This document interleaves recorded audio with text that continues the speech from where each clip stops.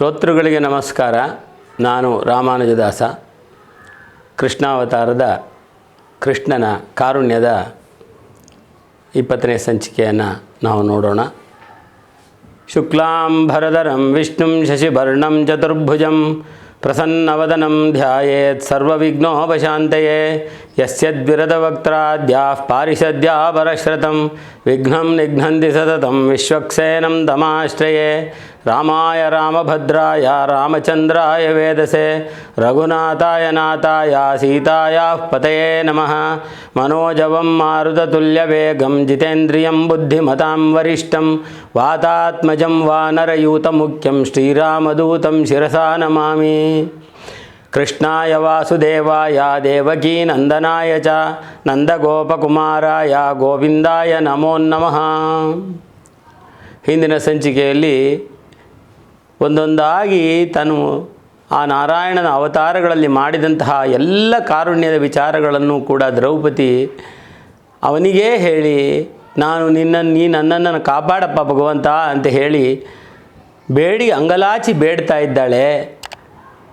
ಈ ದುಶ್ಯಾಸನ ಎಳೆಯುವಾಗ ಅವಳು ಮಾನವನ್ನು ಮೊದಲು ಮುಚ್ಚಿಕೊಂಡು ಸೆರಗನ್ನು ಒಂದು ಕೈನಲ್ಲಿ ಹಿಡ್ಕೊಂಡಿದ್ಲಂತೆ. ಯಾವಾಗ ಈ ದುಷ್ಟನ ಚಾಷ್ಟಗಳು ವಿಪರೀತವಾಯಿತು, ಅವಳು ಇನ್ನು ಭಗವಂತನನ್ನು ಆಶ್ರಯಿಸಬೇಕಾದರೆ ತಾನು ಸಂಪೂರ್ಣವಾಗಿ ಅವನಿಗೆ ಈ ಜನಗಳಿಂದ ಮಿಕ್ಕ ಜನಗಳಲ್ಲಿ ಯಾರಲ್ಲಿಯೂ ಕೂಡ ಯಾವುದೇ ಒಂದು ಸಹಾಯವೂ ಅವಳಿಗೆ ದೊರಕಲಿಲ್ವೋ, ಅವಳು ಸಂಪೂರ್ಣವಾಗಿ ಭಗವಂತನನ್ನು ಆಶ್ರಿತಳಾಗಿ 2 ಕೈಯನ್ನು ಎತ್ತಿ ಭಗವಂತ ಕೃಷ್ಣ ಕಾಪಾಡು ಅಂತ ಹೇಳಿದಂತೆ. ಮೊದಲು ಇದನ್ನು ಈ ನಮ್ಮ ಕಾವ್ಯದಲ್ಲಿ ಕೂಡ ವಿಚಾರ ಮಾಡಿದೆ.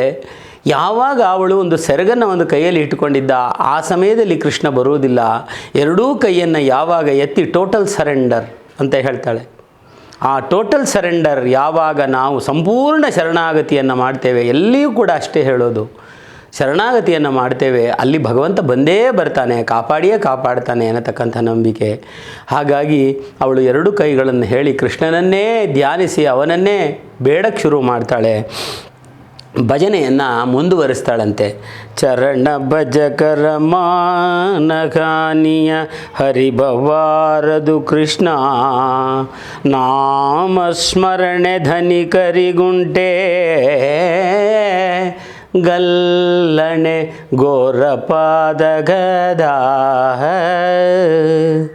ಪರಮ ಭಕ್ತ ಕುಟುಂಬಕನು ನೀ ಕರುಣಿಯಲ್ಲದೊಡೆ ಈ ಕುಟುಂಬಕ್ಕೆ ಶರಣದಾರೈ ಕೃಷ್ಣ ಸಲಹೋ ಎಂದೊರಳಿದಳು ತರಳೆ.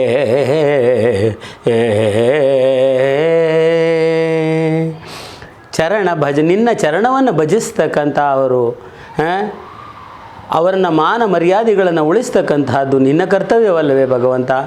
ನಿನ್ನ ನಾಮ ಅನ್ನತಕ್ಕಂತಹ ಭಗವದ್ ನಾಮಸ್ಮರಣೆಯೊಂದೇ. ನೀನ್ಯಾಕೋ ನಿನ್ನ ಹಂಗ್ಯಾಕೋ, ನಿನ್ನ ನಾಮದ ಬಲ ಒಂದಿದ್ದರೆ ಸಾಕೋ ಅಂತ ಹೇಳುವ ರೀತಿಯಲ್ಲಿ ನಿನ್ನ ನಾಮಸ್ಮರಣೆಯ ಧನಿಕರಿಗೆ ಅದೇ ಒಂದು ಹಣ, ನಾಮಸ್ಮರಣೆಯ ಜಪ ಮಾಡುವಂತಹ ಒಂದು ಇದೆಯಲ್ಲ, ಅದೇ ಒಂದು ದೊಡ್ಡ ಸಂಪತ್ತು. ಆ ಸಂಪತ್ತಿರುವವರಿಗೆ ಘೋರ ಪಾತಕಗಳು ಯಾವ ರೀತಿಯಲ್ಲಿ ಬರಲಿಕ್ಕೆ ಸಾಧ್ಯ ಭಗವಂತ? ಪರಮಭಕ್ತ ಕುಟುಂಬಕನು ನೀನು, ಭಕ್ತರನ್ನು ತಲೆಯ ಮೇಲೆ ಕೂರಿಸಿಕೊಳ್ತಕ್ಕಂಥವನು ನೀನು. ಅಂತಹ ಪರಮಭಕ್ತ ಕುಟುಂಬಕನಾದಂತಹ ನಿನಗೆ ನೀನಲ್ಲದೆ ಇನ್ಯಾರು ನನ್ನನ್ನು ಕಾಪಾಡಬೇಕು? ಸಲಹೋ ಎಂದೊರಳಿದಳು ತರಳೆ. ಅವಳು ಕೃಷ್ಣನನ್ನು ಬೇಡಿ ಅಂಗಲಾಚಿ ಬೇಡ್ತಾಳೆ. ನಾತರಿಲ್ಲದ ಶಿಶುಗಳಿಗೆ ನೀನೇ ನಾಥನೈ ಗೋವಿಂದ ಸಲಹೈ ಯೂತಪತಿಗಳು ಬಿಸುಟ ತರುಣಿಗೆ ಕೃಪೆಯ ನೀ ಮಾಡೈ.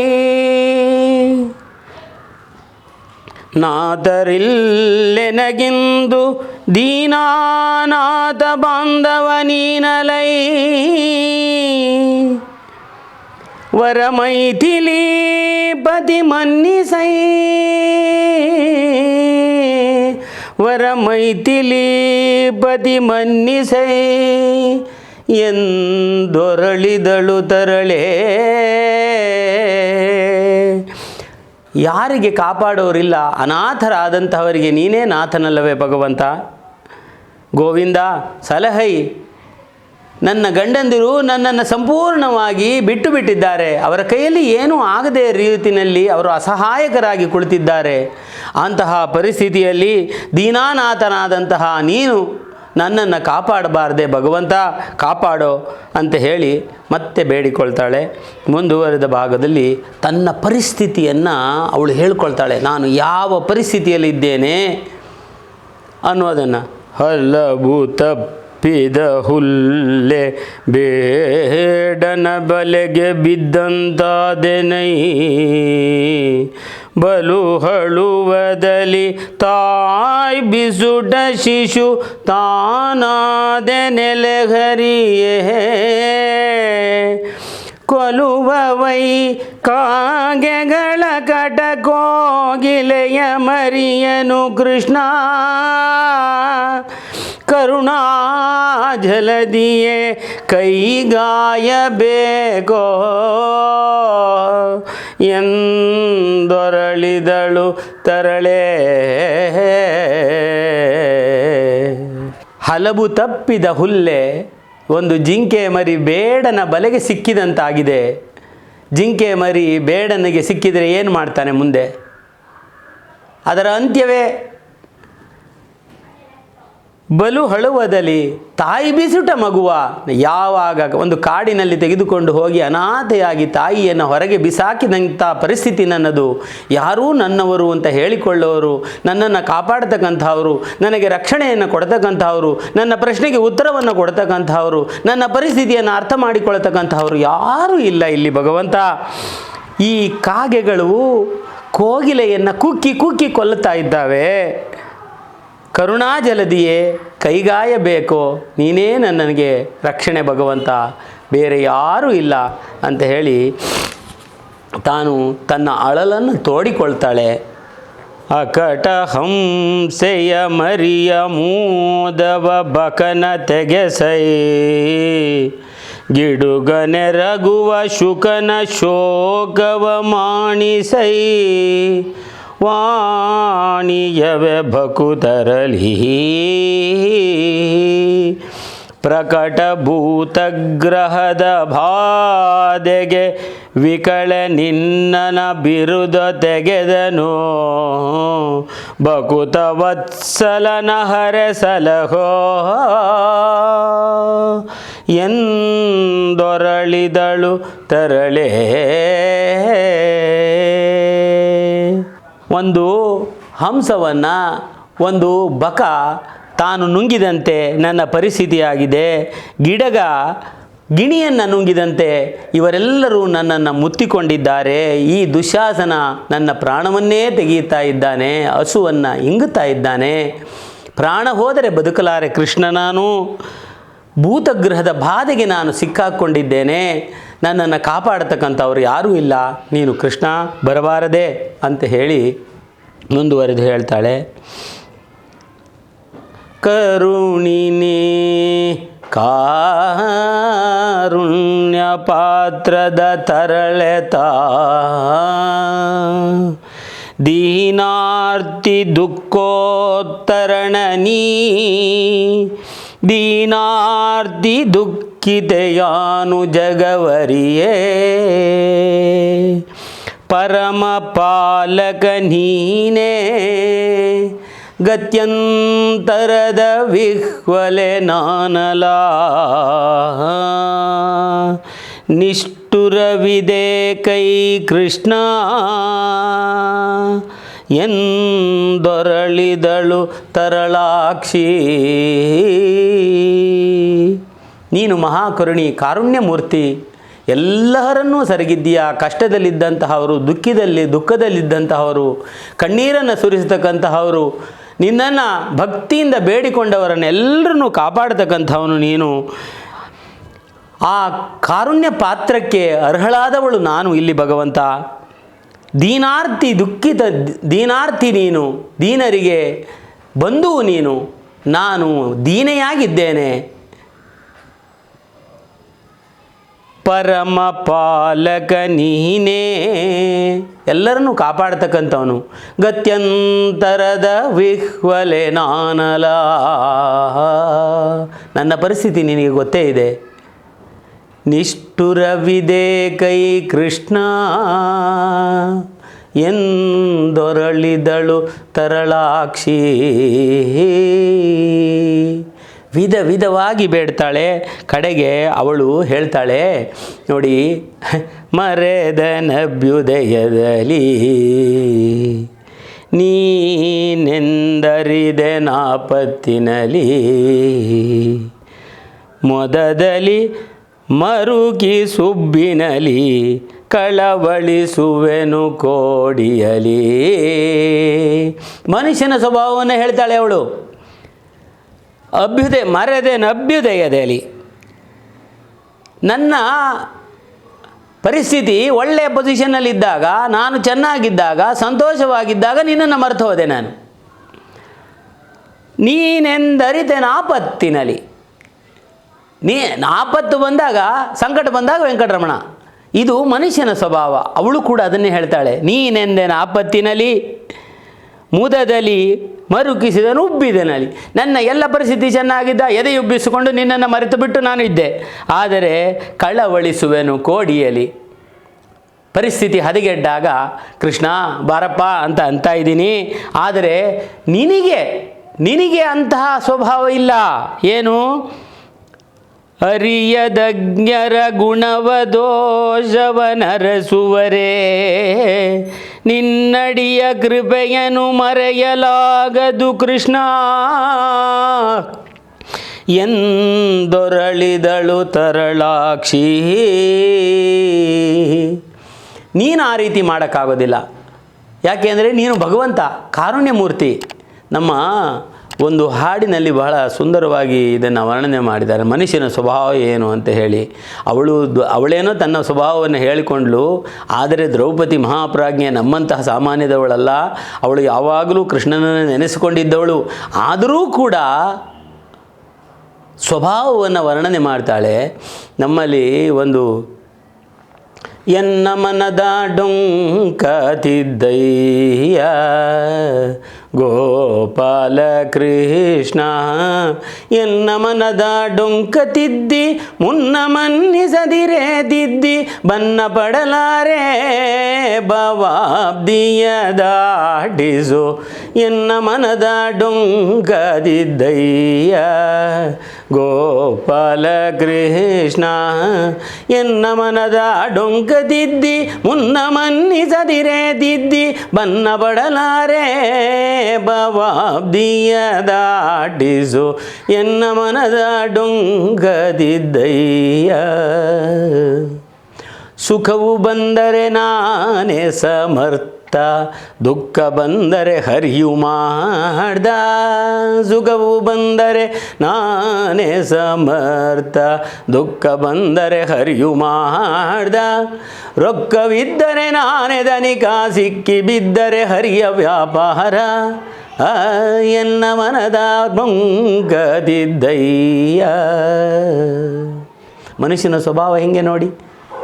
ಹಣವಿದ್ದರೆ ಒಂದು ಥರ, ನಾನು ಶಕ್ತಿವಂತನಾಗಿದ್ದರೆ ಒಂದು ಥರ, ಇಲ್ಲದಿದ್ದರೆ ಭಗವಂತ, ನಾನು ಸಿಕ್ಕಾಕೊಂಡ್ರೆ ಭಗವಂತ ಹರಿ ಏನೋ ನನ್ನ ಅದೃಷ್ಟ ಸರಿ ಇಲ್ಲ ಅಂತ ಹೇಳಿ.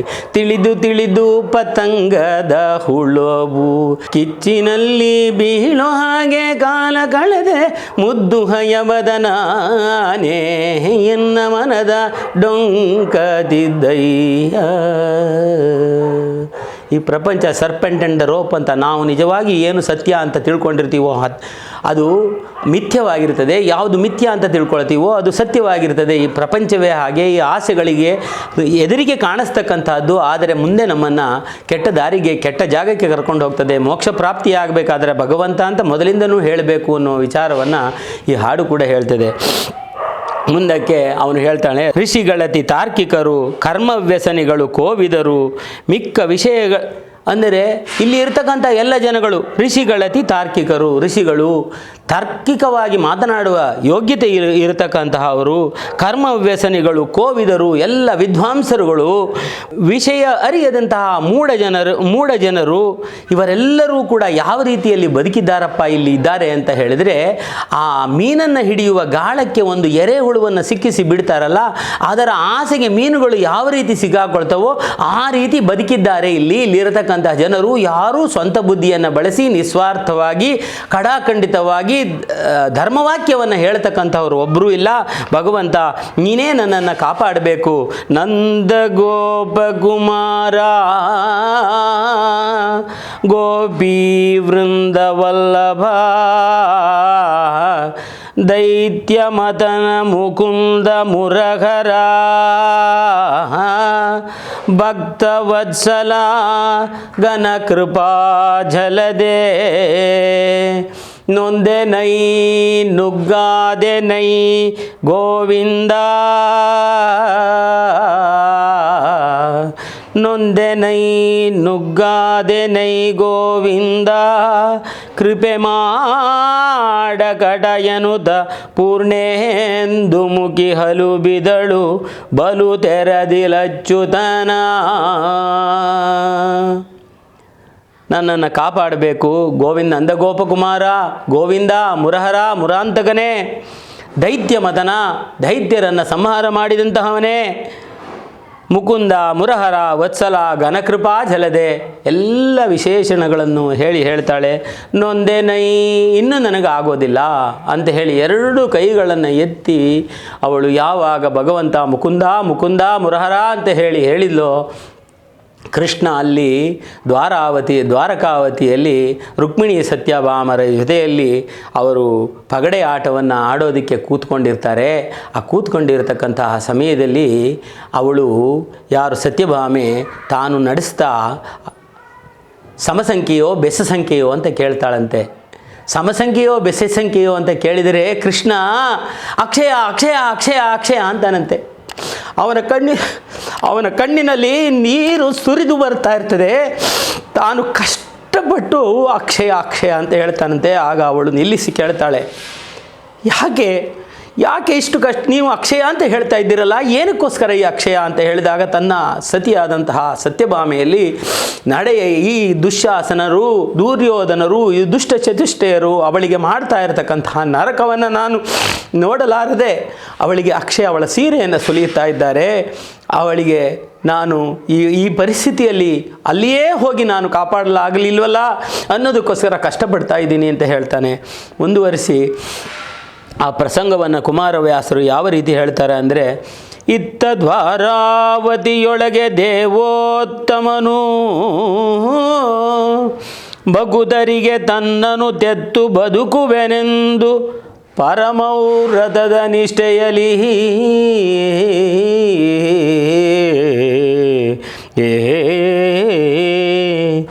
ಚಿತ್ತದಲ್ಲಿ ನೆಲೆಗೊಳಿಸಿ ರುಕ್ಮಿಣಿ ಸತ್ಯಭಾಮೆಯರೊಳು ಸಮೇಳವನೆತ್ತ ಸಾರಿಯ ಹರಸಿ ಹಾಸಂಗಿಯನು ದಾಳಿಸುತ್ತ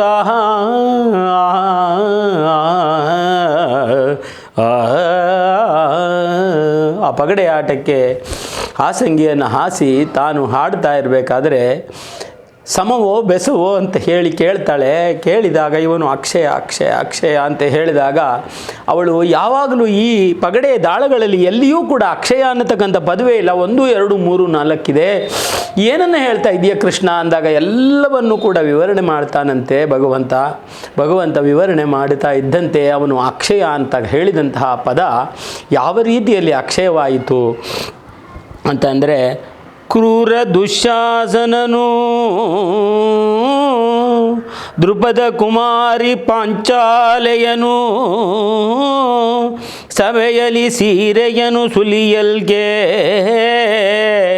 ಕಾಯೈ ಕೃಷ್ಣ ಎಂದು ನಾರಿಯೊರಳುತ್ತಿರಲು ಹುಟ್ಟ ಸೀರೆ ಸೆಳೆಯಲು ಬಳಿಕ ಲಕ್ಷಯವಾಗಲಿ ಎಂದ ಗದುಗಿನ ವೀರ ನಾರಾಯಣ. ಆ ಸೀರೆಯನ್ನು ಎಷ್ಟು ಎಳೆದರೂ ಕೂಡ ಅದು ಅಕ್ಷಯವಾಗಲಿ ಅಂತ ಹೇಳಿ ಭಗವಂತ ಹೇಳ್ತಾನಂತೆ. ಆ ಸೀರೆ ಅಕ್ಷಯವಾಯಿತು. ಇತ್ತ ದುಶ್ಯಾಸನ ಎಳೆದು ಎಳೆದು ಎಳೆದು ಎಳೆದು ಹಾಕ್ತಾನೆ. ಸೀರೆಗಳ ಮೇಲೆ ಸೀರೆ, ಸೀರೆಗಳ ಮೇಲೆ ಸೀರೆ, ಸೀರೆಗಳ ಮೇಲೆ ಸೀರೆ ಬಂದು ಒಂದು ಸೀರೆಯ ಪರ್ವತವೇ ಬಿದ್ದಿರ್ತದೆ. ದುಶ್ಯಾಸನ ತಾನು ಕೆಳಗೆ ಬೀಳ್ತಾನೆ. ಕೆಳಗೆ ಬಿದ್ದಾಗ ವಿದುರನಿಗೆ ಬಹಳ ಕೋಪ ಬರ್ತದೆ. ತಾನು ಎದ್ದೇಳ್ತಾನೆ. ಎದ್ದು ಬಿಟ್ಟು ಕೈಯನ್ನು ಚಾಚಿ, ಎಲೆ ಗುರು ಹಿರಿಯರೇ, ನಿಮಗೆ ಯಾರಿಗೂ ಆತ್ಮಸಾಕ್ಷಿಯೇ ಇಲ್ಲವೇ? ಅವಳು ಅಷ್ಟು ಅಂಗಲಾಚಿ ಬೇಡ್ತಾ ಇದ್ದಾಳೆ. ಈ ಕ್ರೂರ ದುಶ್ಯಾಸನ ತನ್ನ ಸೀರೆಯನ್ನು ಸೆಳೀತಾನೆ ಇದ್ದಾನೆ. ಎಷ್ಟು ಮಾಡಿದರೂ ಕೂಡ ನೀವು ಯಾರೂ ಉತ್ತರಿಸುವುದಿಲ್ಲ ಯಾಕೆ? ನಿಷ್ಠುರವಾಗಿ ಉತ್ತರವನ್ನು, ಧರ್ಮವನ್ನು ಹೇಳೋದಕ್ಕೆ ನಿಮಗೆ ಕಷ್ಟವೇ? ಯಾರು ಧರ್ಮವನ್ನು, ಇವಾಗ ಭೀಷ್ಮ ಹೇಳಿದ ನೋಡಿ, ಇದು ಧರ್ಮ ಸೂಕ್ಷ್ಮವಾಗಿದೆ, ಇದನ್ನು ಸರಿಯಾಗಿ ಹೇಳೋದಕ್ಕಾಗೋದಿಲ್ಲ ಅಂತ ಹೇಳಿ ಆ ಕಡೆಯೂ ಆಗಲಿ ಈ ಕಡೆಯೂ ಆಗಲಿ ಎನ್ನುವ ರೀತಿಯಲ್ಲಿ ಹೇಳಿದರೆ ಉತ್ತರವನ್ನು ಅದು ಅರ್ಧ ಸುಳ್ಳಾಗ್ತದೆ, ಅರ್ಧ ಸತ್ಯವಾಗ್ತದೆ. ಯಾರು ಹೇಳುವುದಕ್ಕೆ ಇಷ್ಟಪಡುವುದಿಲ್ಲವೋ ಅವರು ಪೂರ್ಣ ಸುಳ್ಳನ್ನು ಹೇಳಿದಂತೆ ಆಗುತ್ತದೆ. ಯಾರು ದುಃಖದಲ್ಲಿ ಆರ್ಥರಾಗಿ ಸಭೆಯನ್ನು ಉದ್ದೇಶಿಸಿ ಬರ್ತಾರೋ ಅಂಥವರಿಗೆ ಇಂತಹ ಧರ್ಮಸಭೆಯಲ್ಲಿ ನ್ಯಾಯವನ್ನು ಒದಗಿಸಿಕೊಟ್ಟು ಅವರಿಗೆ ಅವರ ಕಷ್ಟಗಳಿಗೆ ಪರಿಹಾರವನ್ನು ಮಾಡುವುದು ಈ ಸಭೆಯ ಒಂದು ಮುಖ್ಯ ಕಾರ್ಯ. ಅಂತಹದರಲ್ಲಿ ನೀವು ಯಾರೂ ಬಾಯೇ ಬಿಡುವುದಿಲ್ವಲ್ಲ. ಆ ವಿಕರ್ಣನಾದರೋ ತನ್ನ ಮನಸ್ಸಿನಲ್ಲಿರುವ ವಿಚಾರವನ್ನು ನೇರವಾಗಿ ಹೇಳಿಬಿಟ್ಟ. ಆದರೂ ಕೂಡ ನೀವು ಯಾರೂ ಏನು ಹೇಳುವುದಿಲ್ಲ ಯಾಕೆ ಅಂದಾಗ ಮತ್ತೆ ಈ ಭೀಷ್ಮ ಅದೇ ಮಾತನ್ನೇ ಹೇಳ್ತಾನೆ. ನೋಡಮ್ಮ, ನೀನು ಹೇಳಿದಂತಹ ಮಾತು ಧರ್ಮ ಪ್ರಸಂಗ, ಈ ಒಂದು ಧರ್ಮದಲ್ಲಿ ಒಂದು ವಿಶೇಷವಾದಂತಹ ಪ್ರಸಂಗ. ಇದನ್ನು ಸರಿಯಾಗಿ ಉತ್ತರಿಸುವುದಕ್ಕೆ, ಧರ್ಮ ಸೂಕ್ಷ್ಮದಲ್ಲಿ ಉತ್ತರಿಸೋದಕ್ಕಾಗೋದಿಲ್ಲ. ಇದನ್ನು ಧರ್ಮರಾಯನೇ ಹೇಳಲಿ ಅಂತ ಹೇಳಿದಾಗ ಈ ಸಮಯವನ್ನೇ ಕಾಯ್ತಾ ಇದ್ದಂತಹ ದುರ್ಯೋಧನ ಏನು ಮಾಡ್ತಾನೆ, ಏ ಯಾಜ್ಞಸೇನಿ ನಿಲ್ಲು, ನೀವು ನನಗೆ ಸೇರಿದ್ದೀರೋ ಇಲ್ವೋ ಅಂತ ಹೇಳಿ ಉಳಿದ ನಿನ್ನ ಗಂಡರೆಂದರೆ ಹೇಳಿ ಅಂತ ಹೇಳಿ ಧರ್ಮರಾಯನನ್ನು ನಿಲ್ಲಿಸಿ, ಏ ಧರ್ಮರಾಯ, ಏ ಯುಧಿಷ್ಠಿರ, ಏ ಭೀಮಸೇನ, ಅರ್ಜುನ, ನಕುಲ ಸಹದೇವ, ಈಗ ಹೇಳಿ ನೀವು ಅಣ್ಣನ ಮಾತಿಗೆ ಕಟ್ಟುಪಟ್ಟವರ ಅಲ್ವಾ? ಅಲ್ಲ ಅಂತ ಹೇಳಿ ಈಗಲೇ ಯಾಜ್ಞಸೇನಿಯನ್ನು ನಾನು ಬಿಟ್ಟುಕೊಟ್ಬಿಡ್ತೇನೆ ಅಂತ ಹೇಳಿ ಅವರಿಗೆ ಗೊತ್ತು ಸತ್ಯವನ್ನೇ ಹೇಳ್ತಕ್ಕಂಥವರು ಅಂತ ಹೇಳಿ ಇವರೆಲ್ಲರೂ ಕೂಡ ತಲೆಯನ್ನು ಬಗ್ಗಿಸಿ ನಿಲ್ಲುತ್ತಾರೆ. ಆಗ ದಾಸಿಯರ ಮನೆಗೆ ಹೋಗಲಿ ಅಂತ ಹೇಳಿ ತಾನು ಆ ದುಶ್ಯಾಸನನ ಎಳಿತಾ ಇದ್ದಾನಲ್ಲ, ಅದನ್ನು ನೋಡಲಾರದೆ ಕಣ್ಣಲ್ಲಿ ನೀರು ಬಂದಂತಹ ಭೀಮ ತಾನು ಗುಡುಗಿ ಹೇಳ್ತಾನಂತೆ, ಇಲ್ಲಿರತಕ್ಕಂತಹ ಎಲ್ಲ ಕ್ಷತ್ರಿಯರೇ ಕೇಳಿ, ಈ ನೀಚ ದುಶ್ಯಾಸನ ನನ್ನ ಹೆಂಡತಿಯಾದಂತಹ ದ್ರೌಪದಿಯ ಜಡೆಗೆ ಕೈ ಹಾಕಿ ಅವಳನ್ನು ಇಷ್ಟೊತ್ತು ಸೀರೆಯನ್ನು ಎಳೆದನಲ್ಲ, ಇವನ ರಕ್ತವನ್ನು ಕುಡಿಯದೇ ಇದ್ದರೆ ನಾನು ನನ್ನ ಪೂರ್ವಜರು ಹೋದಂತಹ ಆ ಪಿತೃಲೋಕಕ್ಕೆ ನಾನು ಹೋಗದೇ ಇದ್ದಂತಾಗಲಿ, ಅವರಿಗೆ ಸಿಕ್ಕಿದಂತಹ ಗತಿ ನನಗೆ ಸಿಕ್ಕದೇ ಇರಲಿ ಅಂತ ಹೇಳಿ ಪ್ರತಿಜ್ಞೆಯನ್ನು ಮಾಡ್ತಾನೆ.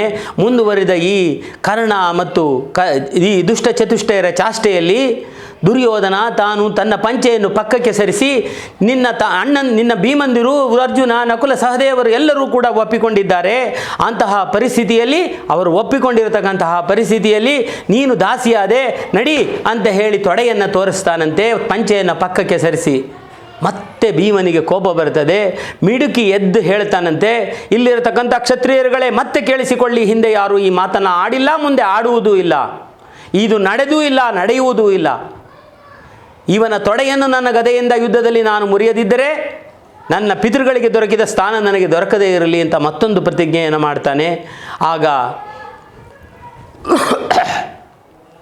ಧೃತರಾಷ್ಟ್ರನನ್ನು ಕರೆದು ವಿದುರ ಹೇಳ್ತಾನೆ, ಪ್ರಸಂಗ ಈ ಪ್ರತಿಜ್ಞೆಯಿಂದ ನಿನ್ನ ವಂಶವೇ ನಿರ್ವಂಶವಾಗುವಂತಹ ಪರಿಸ್ಥಿತಿ ಬಂದಿದೆ. ಧೃತರಾಷ್ಟ್ರ, ಈಗಲಾದರೂ ಎಚ್ಚೆತ್ತುಕೋ, ಅವಳು ನಿನ್ನ ಮನೆಯ ಸೊಸೆ, ಆ ಸೊಸೆಯ ಮರ್ಯಾದೆಯನ್ನು ಕಾಪಾಡು ಅಂತ ಹೇಳಿದಾಗ ಧೃತರಾಷ್ಟ್ರನಿಗೆ ಭಯವಾಗ್ತದಂತೆ. ಭಯವಾದಂತಹ ಧೃತರಾಷ್ಟ್ರ ಅವಳನ್ನು ಕರೆದು, ಅಮ್ಮ ಬಾಯಿಲ್ಲಿ, ಈಗ ನನ್ನ ಮಕ್ಕಳಿಗೆ ನಮ್ಮ ಮಕ್ಕಳಿಗೆ ಬುದ್ಧಿ ಇಲ್ಲ, ಅವರು ಮಾಡಿದ್ದು ತಪ್ಪಾಯಿತು, ನಾನು ನಿನಗೆ ವರಗಳನ್ನು ಕೊಡ್ತೇನೆ, ನಿನಗೇನು ಬೇಕು ಕೇಳ್ಕೋ ಅಂತ ಹೇಳಿದಾಗ ಅವಳು ಮೊದಲನೇ ವರವಾಗಿ, ನನ್ನ ಪತಿಗಳಿಗೆ ಇರತಕ್ಕಂಥ ದಾಸತ್ವದಿಂದ ಮುಕ್ತಿಯಾಗಲಿ ಅಂತ ಕೇಳ್ತಾಳೆ. ಆಮೇಲೆ ಮತ್ತೊಂದು ವರವನ್ನು ಕೇಳು ಅಂದಾಗ ಎರಡನೇ ವರವಾಗಿ, ಹಾಗಾದರೆ ಭೀಮಾರ್ಜುನ ನಕುಲ ಸಹದೇವರು ಎಲ್ಲರೂ ಅವರ ಶಸ್ತ್ರಗಳು ಮತ್ತು ರಥಗಳು ಎಲ್ಲವೂ ಅವರಿಗೆ ವಾಪಸ್ ಕೊಡುವಂತಾಗಲಿ ಅಂತ ಕೇಳ್ತಾಳೆ. ಕೇಳಿದರೆ ಹಾಗೆ ಆಗಲಿ. ಮೂರನೆಯದನ್ನು ಕೇಳು ಅಂತಾನೆ. ಮೂರನೆಯದನ್ನು ರಾಜಧರ್ಮಕ್ಕೆ ಸಲ್ಲಿಸ್ತಕ್ಕಂಥದ್ದಲ್ಲ, ಬ್ರಾಹ್ಮಣನಿಗೆ ಆಗಲಿ ಅವರಿಗೆ 1 ವರ, ಕ್ಷತ್ರಿಯನಿಗೆ 2 ವರ ಹೇಳ್ಕೊಂಡಿದ್ದದ್ದು. ಹಾಗಾಗಿ 2 ವರಕ್ಕಿಂತ ಜಾಸ್ತಿ ನಾನು ಕೇಳುವುದಿಲ್ಲ ಅಂತ ಹೇಳ್ತಾಳೆ. ಹಾಗೆ ಆಗಲಿ ಅಂತ ಹೇಳಿ, ನಿನಗೆ ಎಲ್ಲ ರಾಜ್ಯವನ್ನು ನಿಂದನ್ನು ಹೆಂಗೆ ವಾಪಸ್ ಕೊಟ್ಟಿದ್ದೇನೆ ಅಂತ ಹೇಳಿ ಕಳಿಸ್ತಾನೆ. ಅವನು ಹೇಳಿ ಕಳಿಸಿದ ಮೇಲೆ ಅವರಷ್ಟು ದೂರ ಹೋಗುವ ಮೊದಲನ್ನ ಈ ವಿಚಾರ ದುರ್ಯೋಧನನಿಗೆ ದುಶಾಸನ ತಲುಪಿಸ್ತಾನೆ. ಆಗ ಮತ್ತೆ ಕರ್ಕೊಂಡು ಬಂದು, ನೋಡಪ್ಪ, ಈಗ ಎಲ್ಲ ಸೋತಿರುವುದನ್ನು ಹಾಗೆ ಕೊಡೋದಕ್ಕೆ ಆಗೋದಿಲ್ಲ, ಹಾಗಾದರೆ ಒಂದು ಕಡೆಯ ಒಂದು ಪಣವಾಗಿ ಈಗ 12 ವರ್ಷ ವನವಾಸ ಮತ್ತು 1 ವರ್ಷ ಅಜ್ಞಾತವಾಸವನ್ನು ಆಗುತ್ತೆ. ಇಲ್ಲದೇ ಇದ್ದರೆ ಎಲ್ಲ ರಾಜ್ಯವನ್ನು ನೀನು ಒಂದೇ ದಾಳದಲ್ಲಿ ಗೆದ್ದರೆ ನೀನು ಅದನ್ನು ಅನುಭವಿಸ್ಬೋದು ಅಂತ ಹೇಳಿ ಮತ್ತೆ ಸೋಲ್ತಾರೆ, ಮತ್ತೆ ವನವಾಸಕ್ಕೆ ಹೋಗ್ತಾರೆ. ಆ ವಿಷಯ ಹೆಂಗಾದರೂ ಇರಲಿ. ಆದರೆ ಈ ಭಗವಂತನ ಕಾರುಣ್ಯ ಎಂಥದ್ದು ಅಂತಂದರೆ, ಇಷ್ಟು ಆ ಕರುಣಾಮೂರ್ತಿ ಕೃಷ್ಣ ರುಕ್ಮಿಣಿ ಸತ್ಯಭಾಮರ ಜೊತೆಯಲ್ಲಿ ಆಡ್ತಾ ಇರಬೇಕಾದ್ರೆ ಅವನಿಗೆ ಇವಳು ಸಮಸಂಖ್ಯೆಯೋ ಬೆಸಸಂಖ್ಯೆಯೋ ಅಂದಾಗ ತಾನು ಅಕ್ಷಯ ಅಂತ ಹೇಳ್ತಾನಂತೆ. ಕಣ್ಣಲ್ಲಿ ನೀರು ಸೋರ್ತಾ ಇದೆಯಂತೆ. ಅವನು ತಾನು ಸಾಯಬೇಕಾದರೂ ಕೂಡ ಕೃಷ್ಣ ಪರಮಪದವನ್ನು ಸೇರುವಾಗ ತಾನು ಬಂದು ಒಂದು ಅರಳಿ ಮರದ ಕೆಳಗಡೆ ಕೂತಿರ್ತಾನೆ, ಕಾಲನ್ನು ಕಾಲ ಮೇಲೆ ಹಾಕ್ಕೊಂಡಿರ್ತಾನೆ. ಅದು ಗಿಣಿಯ ರೀತಿಯಲ್ಲಿ ಕಾಣ್ತಾ ಇರುತ್ತೆ. ದೂರದಲ್ಲಿ ನಿಂತಹ ಬೇಡ ಅವನಿಗೆ ಕಾಲಿಗೆ ಬಾಣವನ್ನು ಬಿಡ್ತಾನೆ. ತಾನು ಪ್ರಾಣವನ್ನು ಬಿಡಬೇಕಾದರೂ ಕೂಡ ದ್ರೌಪದಿ ನಿನಗೆ ಅನ್ಯಾಯವನ್ನು ಮಾಡಿಬಿಟ್ನಲ್ಲಮ್ಮ, ನಾನು ಸರಿಯಾದ ಸಮಯದಲ್ಲಿ ಬಂದು ನಾನು ನಿನ್ನನ್ನು ಕಾಪಾಡಬೇಕಾಗಿತ್ತು, ನಿನಗೆ ಅಷ್ಟೊಂದು ಕಷ್ಟ ಕೊಟ್ಟು ಬಿಟ್ನಲ್ಲ ಅಂತ ಹೇಳಿ ಸಂಕಟ ಪಡ್ತಾನಂತೆ ಭಗವಂತ. ಅಂತಹ ಕರುಣಾಜಲದಿ ಕರುಣಾಳು ಪರಮಾತ್ಮ ಶ್ರೀಕೃಷ್ಣ. ಇಂತಹ ಕರುಣಾಳು ಕೃಷ್ಣನ ಮತ್ತೊಂದು ವಿಚಾರದೊಂದಿಗೆ ಮುಂದಿನ ಸಂಚಿಕೆಯಲ್ಲಿ ಬರೋಣ. ಜೈ ಶ್ರೀಕೃಷ್ಣ.